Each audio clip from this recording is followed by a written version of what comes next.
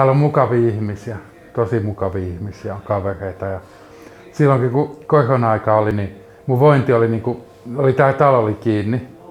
Sitten se aukesi ekan päivän. Niin sanotaan, että vointi oli semmoinen 70%. Niin heti kun tuli tuosta ovet sisälle, näki kaikki tutut näin, niin se oli heti semmoinen 90%. Siis 2 minuutissa muuttui se homma.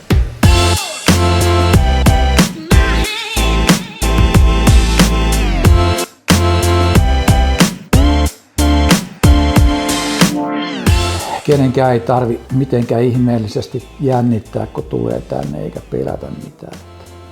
On itselläkin paljon päiviä, kun ei huvittaisi tulla ollenkaan talolle. Mutta sitten kun vaan tulee, niin se mielellä muuttuu niin kuin kyllä heti siinä, että täällä otetaan aina niin upeasti vastaan. Ja sä voit saada uusia ystäviä, tekemistä on.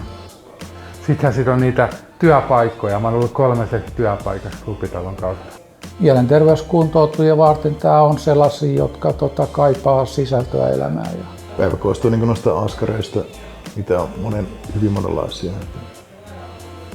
Tietysti sitten paljon noista sosiaalista puolta, että tulee juteltua ihmisten kanssa. Nämä toiminnanhan on määritellyt kansainvälinen verkosto. Ja siellä lukee se työpainotteinen päivä. Eli kaikki ne hommat, mitä tuo pyörii, niin siinä aamulla on työjako ja siinä valitaan tehtävät. Jokainen ottaa sieltä, mikä tuntee, että tämä olisi nyt se juttu, mitä voisi tänään tehdä. Ja parasta siinä on se, että jokainen voi kokeilla pientä työntekoa tai jotain talossa.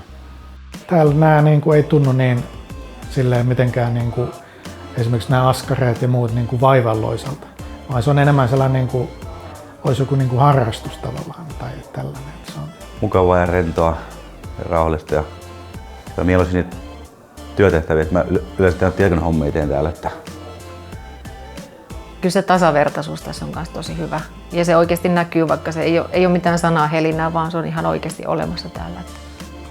Toiminnan idea on vähän siinä, että kun tänne tulee joku ihminen ovesta sisään, niin se ei tiedä kumpi on työntekijä ja kumpi on jäsen. Että se, sitä eroa ei huomaa.